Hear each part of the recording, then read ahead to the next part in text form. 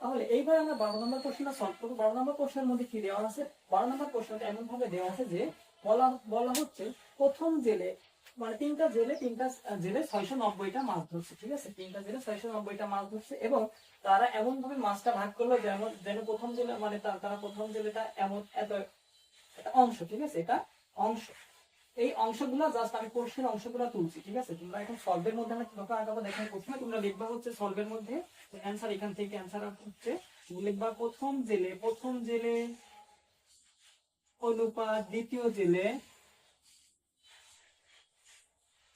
অনুপাত তৃতীয় জেলে।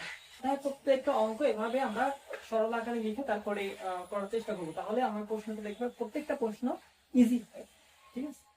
এখন প্রথম জেলে কিভাবে মাস করলো, অনুপাত কত? 2/3 অনুপাত 4/5, তারপরে অনুপাত দাও, অনুপাত দিয়ে কত? 5/6। এখন দেখো এই অনুপাতটা কি?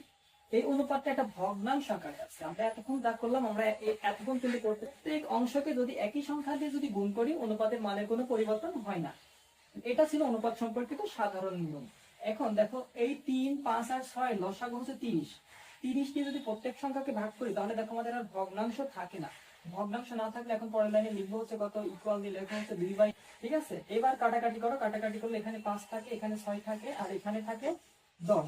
তাহলে এখন লেখা যাচ্ছে যে কত? 20 প্লাস 20 অনুপাত কত? 24, তারপরে কত? 25। এখন এভাবে পাই। এখন আমরা কি কাজ করলাম? আমরা ভগ্নাংশটাকে জাস্ট সরল আকারে লিখলাম। তুমি ভগ্নাংশ থেকেও আগাইতে পারো, বাকি পারো, ঠিক আছে? তো 11 নম্বর অঙ্কটা করলাম। 4টা অনুপাত ছিল, ক অনুপাত, খ অনুপাত, গ অনুপাত, ঘ। দেখো এবার আমরা ক অনুপাত, খ অনুপাত, গ আসছে।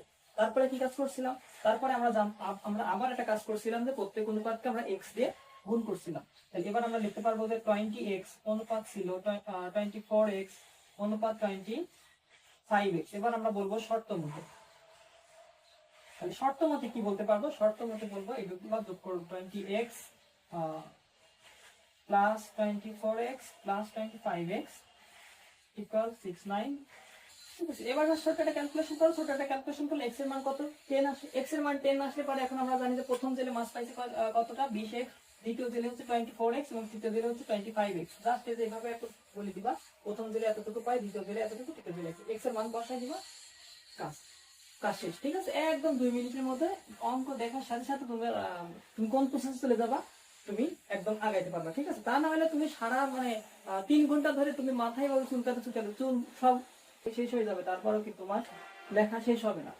দ্রুততার সাথে যদি পরীক্ষা দিতে চাও তাহলে দ্রুততার সাথে অ্যান্সার করার সিস্টেম গুলো জানতে হবে। কিভাবে সিস্টেমটা? আমরা একটা অঙ্ক, প্রত্যেকটা অঙ্কের জন্য প্রত্যেকটা নিয়ম শিখতে পারবো, ঠিক আছে? আমরা একটা নিয়ম শিখে ওই একটা নিয়মের উপরেই দাঁড়াই, ঠিক আছে? একটা নিয়মের উপর দাঁড়াই যদি একটা অধ্যায় শেষ করে দিতে পারি তাহলে কত ভালো হয় না? ঠিক আছে, এখানে যে সবচেয়ে মানে এখানকার মেইন কনসেপ্টটা ছিল অনুপাত সম্পর্কিত সাধারণ নিয়ম। এই অনুপাত সম্পর্কিত সাধারণ নিয়মের কনসেপ্টটা যদি তোমার ভালো না থাকে তাহলে তুমি এভাবে বুঝবাই না, ঠিক আছে? আমি কি করলাম তুমি বুঝবাই না।